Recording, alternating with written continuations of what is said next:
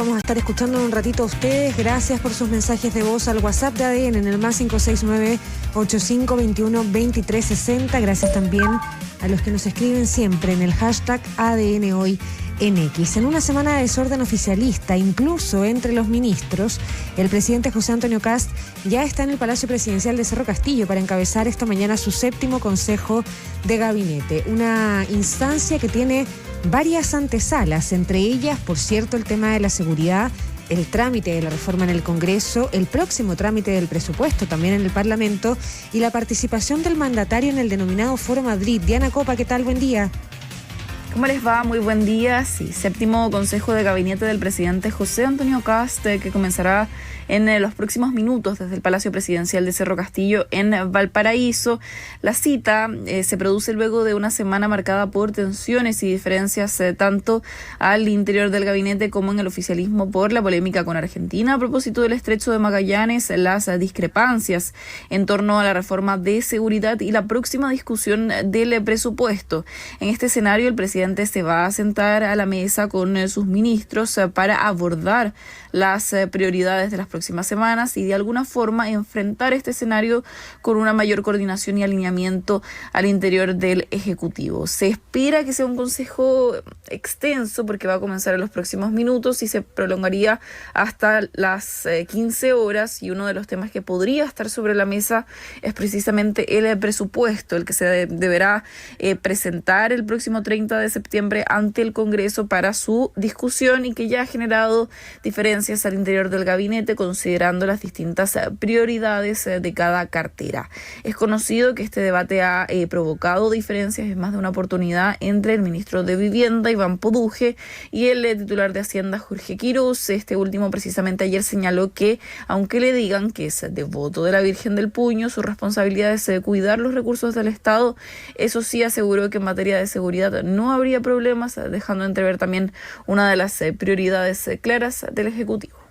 Si se hacen ahorros fiscales, y a veces ustedes van a ver a este ministro que le dicen que devoto de la Virgen del Puño y todas esas cosas, es porque el Estado tiene que ser riguroso con los gastos para poder apoyar allí donde hay que apoyar. Quiero decir aquí que se escuche fuerte, en seguridad tampoco va a haber problema, y en seguridad estamos haciendo esfuerzos para que ahí se pongan los recursos.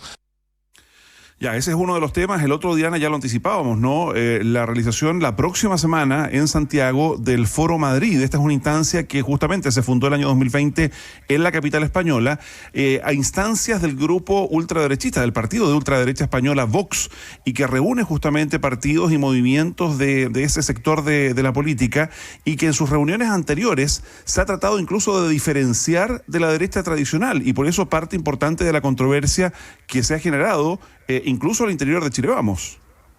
Sí, y también hay un dato importante, Mauricio, según detalla el mismo portal web del Foro Madrid, el motivo por qué se realiza esta 5ª edición acá en Chile, y es precisamente por la elección del país como sede. Busca destacar el triunfo del presidente José Antonio Kast, entendiendo que él es uno de los principales firmantes de la carta, que de hecho es un texto que, además de defender la libertad, rechaza lo que sus impulsores consideran las amenazas del comunismo, la izquierda radical y también el denominado socialismo del siglo XXI.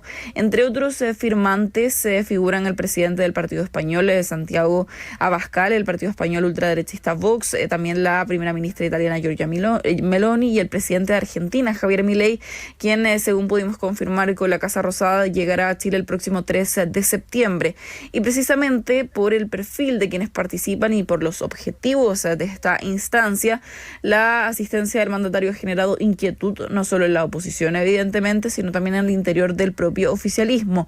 Esto pese a que desde el gobierno recalcan que se trata de un evento privado y que no cuenta con financiamiento del Estado. Descartan que sea, por ejemplo, como la Cumbre de Democracia Siempre, que se realizó hace un par de años atrás en el Palacio de la Moneda, que encabezó el presidente Gabriel Boric con mandatarios de otros países cercanos al sector. El tema incluso abrió una disputa dentro de Chile Vamos. Hay voces a favor y en contra de la participación del presidente, especialmente en Renovación Nacional y en Evópoli, donde algunos han recomendado al mandatario no asistir y en su lugar enviar una carta. Así de hecho lo planteó, por ejemplo, el senador y presidente de Evópoli, Luciano Cruzco, que en contraste la diputada de Renovación Nacional, Jimena Osandón, defendió la participación del presidente en esta instancia. Si estuviera en posición de aconsejar al presidente, le diría que mande una carta de saludo. Creo que sus asesores cometerían un error si es que lo exponen imprudentemente a ser identificado con una esquina política, con un grupo más de nicho, más extremo, que lo aleja además de su base de apoyo electoral más amplia. No hay ninguna novedad que él ha sido un participante activo del Foro Madrid. Y es por eso que nos parece que es perfectamente posible y consistente que en su calidad de presidente de la República y no estando esto organizado por el gobierno de Chile, pueda participar no solamente en este foro, sino que en cualquier otro foro.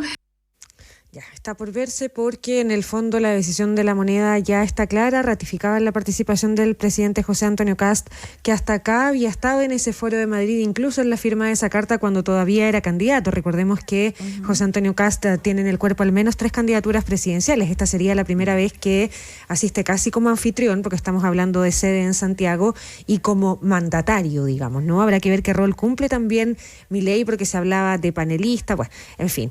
Otra de las cosas que se empezó a comentar ayer y que también generó diferencias, pero en este caso mayormente con la oposición, Diana, es lo de la restitución oficial del gabinete de la primera dama. Después de 4 años, una situación, una entidad de alguna manera que había sido eliminada en el gobierno de Gabriel Boric. Sí, desde la moneda explican que pese a que este gabinete había sido eliminado a fines del año 2022, como tú bien decías, Paula, como parte de un cambio en el rol impulsado por Irina Karamanos, la entonces pareja del expresidente Gabriel Boric, la reinstalación de esta estructura no impulsaría una modificación significativa del presupuesto, que es una de las principales críticas por parte de la oposición, esto considerando que los recursos ya se encontrarían contemplados dentro de presidencia, algo que pudimos chequear de hecho al revisar el portal de transparencia, donde figuran los nombres de quienes actualmente trabajan con María Pía Adriasola, aunque bajo las figuras de jefatura de gabinete o prensa de presidencia, no así específicamente como parte del gabinete de la primera dama. La misión de esta instancia será prestar asesoría a la primera dama en sus actividades oficiales, sociales y culturales, además de elaborar y hacer seguimiento a iniciativas relacionadas con la mujer, con la infancia, la familia y los adultos mayores, según detalla el documento que restituye de alguna forma este gabinete. Y la idea, además, según transmiten fuentes cercanas a la primera dama, es que María Pía Adriasola pueda desarrollar un sello propio, tal como ocurrió con otros primeras damas, entre ellas Cecilia Morel y Luisa Durán. El tema también ha generado debate, mientras la ministra de Desarrollo Social, María Jesús Wolf, quien ha participado de hecho en más de una ocasión en actividades junto a María Pía Adriasola, respaldó la necesidad de contar con este gabinete. Desde la oposición cuestionan que su reinstalación no estaría en la línea del discurso de austeridad que ha promovido el gobierno, así lo explicó la diputada y presidenta electa del Frente Amplio, Gael Llomans. Son tantos los desafíos que tiene nuestro país que el poder contar con la primera dama y con un equipo que estén abocados a la superación de la pobreza y a dar mejores oportunidades a los niños, a las personas con discapacidad y a las personas mayores es algo que queremos respaldar. El Estado ya tiene un Ministerio de la Mujer, ya tiene un Ministerio de Desarrollo Social y Familia. Todo lo que esa resolución le encarga al gabinete ya está encargado a un ministerio que tiene presupuesto y que responde políticamente. ¿Es necesario este gasto y duplicidad de funciones si el presidente convocó a una comisión de modernización del Estado? ¿Por qué no se esperó con esta decisión para que fueran los expertos quienes zanjaran? Sí, un último dato, Paula, Mauricio, en los próximos minutos deberíamos estar escuchando ya las palabras del presidente, las tradicionales en el inicio del gabinete, que dan a entender un poco la señal de lo que se va a conversar en esta instancia, esta séptima instancia de coordinación del Consejo de Gabinete. Un último dato, como yo les decía, desde la Casa Rosada confirmaron en efecto la participación del presidente de Argentina, Javier Milei, la próxima semana en el Foro de Madrid, pero desde Presidencia también están buscando coordinar una reunión bilateral entre el presidente de Argentina, Javier Milei, y el presidente de Chile, José Antonio Kast. Ya, muchas gracias, Diana. Buenos días. También